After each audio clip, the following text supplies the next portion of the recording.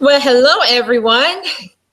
Hello. This is Angela Jordan Perry, and I am your host at Girlfriends' Guide to Homeschooling. Yay! Welcome to another videotaping, an exciting topic for today. Just to let you know, I am your girlfriend, and girlfriend, it's time to talk. And the idea of Girlfriends' Guide to Homeschooling is just to come to you with just your everyday topics that we as homeschooling moms probably think about, maybe don't say, probably talk about in the quiet places of our hearts, and maybe even chat about out loud with some girlfriends. Not always the greatest comments or concerns, but nevertheless, they're there. So we're going to talk to each other and have some time with each other as if we are girlfriends. I don't know you personally, but hey, meet me here. Sign up and subscribe to my YouTube channel here at Girlfriends' Guide to Homeschooling. That's an S on the end of girlfriends with an apostrophe on the end. And then also on my Facebook page for all of you who are joining me live, welcome. I appreciate your hearts and your thumbs up. And please share, okay? I think I've shared everywhere. You can find me also on my website at www.uchunlimited.com. I'm coming out of South Carolina as your girlfriend, homeschooling girlfriend. So just a little bit about me, and then we're going to dive into our subject because, girlfriend, we need to talk. All right.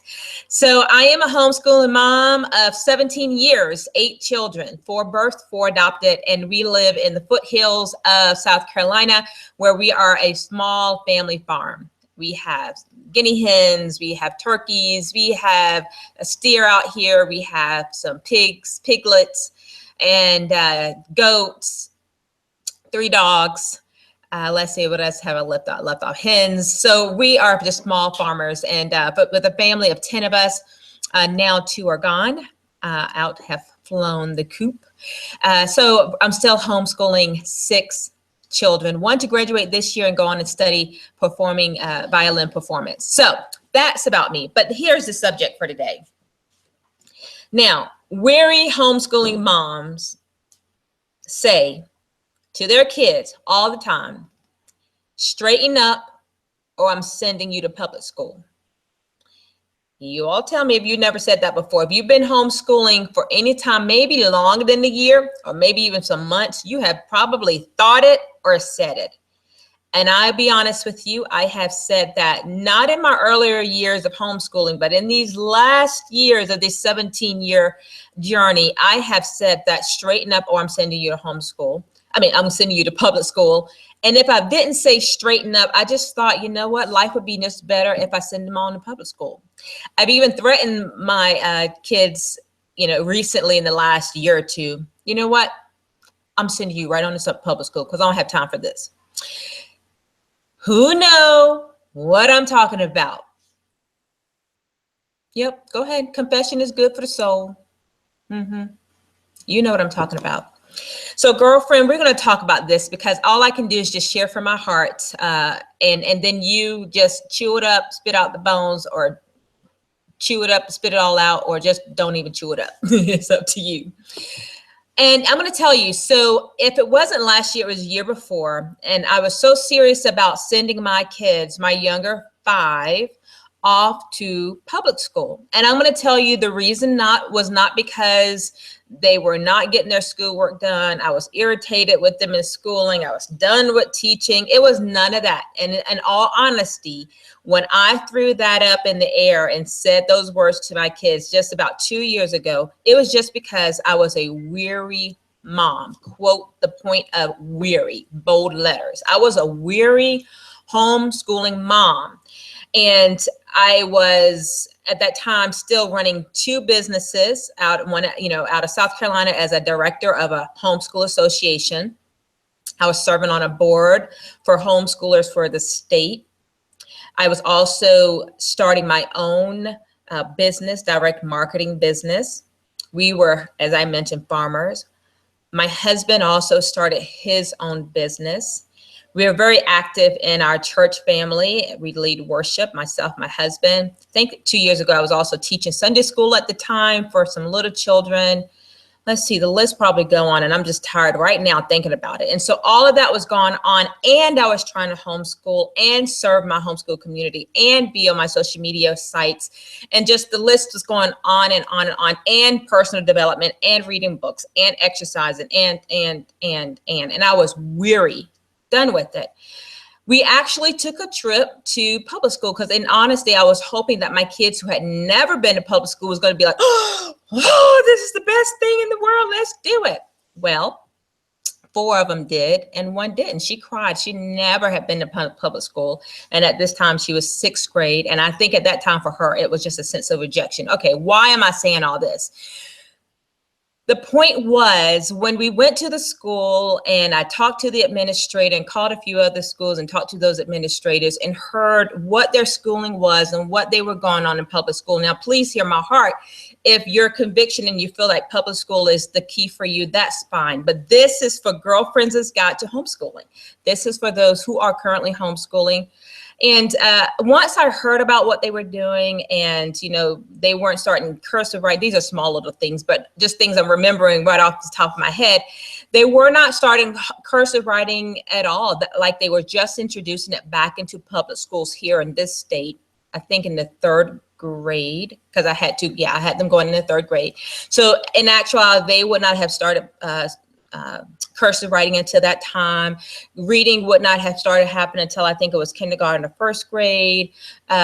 Homework, they listed all the homework and the standardized testing, and the list was going on and on and on and on. And I really had to sit back and think, oh my goodness,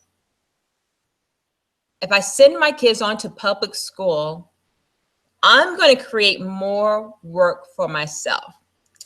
Early mornings, clothes that I got to purchase so they can look decent in school, books and papers and pens. I mean, we have those things, but we don't always have to have them.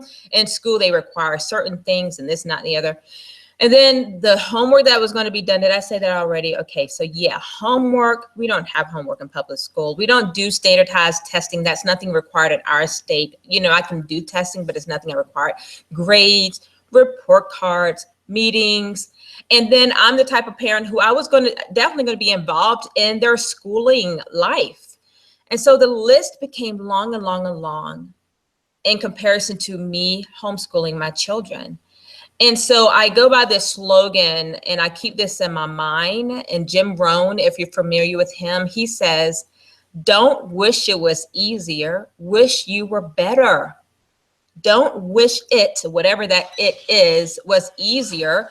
Wish you were better. And I had to say that over to myself over and over and over and over again, and then realize all the reasons why I even decided to homeschool in the first place. And all the reason that I decided to homeschool in the first place began to dispel and make public school for us not seem so glamorous of something I would wanted to dive back into and return to. And just, so if you're joining me here, I'm Angela Jordan Perry. I am here live with you on YouTube and on Facebook page for Girlfriends' Guide to Homeschooling. And if this resonates with you, please give me some comments, give me some hearts and thumbs up. Be sure to share this link, share it with others on your Facebook page. If you're on YouTube, if you just click that share button, it's an arrow, actually, it's an arrow, and you just click the share, you will be able to copy, just hover over that link, the URL with your right click, and you can copy it and then just paste it wherever you like. So it just began not to seem so glamorous, okay? And just a lot of things. My kids are never, you know, we don't deal with sicknesses. We don't deal with lines all day. We don't deal with the 8-hour day of school or 7-hour day of school. You know, 2.5, 3 hours, our day is done. And I just thought, Angela, do you really want to trade that for your time freedom that you wanted to have? And at the end of the day, I didn't. You know, at the end of the week, I did not want to do that. At the end of the year, I did not want to do that. And so the other thing that I realized, and you see if this resonates with you, when you say things like, if you don't get it together, I'm sending you to public school. That's the punishment. You're going to public school. You know, that really resonates and says a lot to our kids about public school. Oh my goodness, I've done something wrong and I'm going to a place for punishment. So something must be wrong with that. Do I want to go? And some kids may be like, yeah, I want to go. It's, you know, maybe it's easier for them. Maybe they have, you know, big dreams of all this glamorous life in public school. I don't know. But, you know, I just want to encourage us to be careful with throwing that out at our kids. Straighten up, or I'm sending you off to public school. That says a lot. You know, does that say something about us as parents? We're quitters. We give up. If it's hard, then I'm getting rid of the hard, you know, and not trying to work to become better. And oftentimes it's us that need to work on ourselves to become the better person to be able to handle the challenges, you know. So challenges come and go. You know, seasons come and go, challenges and hard times, and I'm going to pull my hair out. I'm going to pull my kids' hair out. You know, it comes and goes. And, but just be careful, you weary moms. Get some sleep. Go take care of yourself. Go do some things you need to do. Talk to some other homeschool moms. You know, give me your comments. What are some things that's on your heart that you would love to have conversation with me about? I meet with moms all the time, or by phone. And sometimes just some words of encouragement is all that's needed to help you to stay the course and to stay focused and keep moving forward. Remember why you initially wanted to homeschool. What was the purpose? Why? And then allow that to drive you and keep your vision alive. And then also just remember, don't wish it was easier. Wish you were better, and then do the things that you need to do to become better. New creativities, new outlook, new life, new breath to your homeschooling, whatever it is.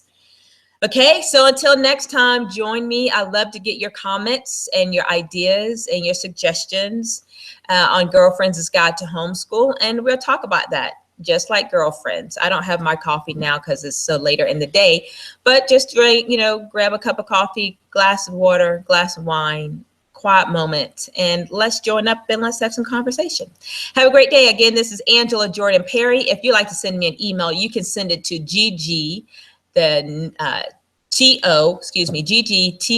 homeschooling @gmail.com. And that's Girlfriends' Guide to Homeschooling. Thanks again.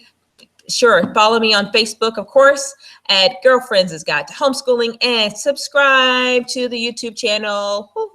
Subscribe to the YouTube channel. Just hit that subscribe button, and every time I go live, you'll know about it. You'll get an alert to go and look at the video.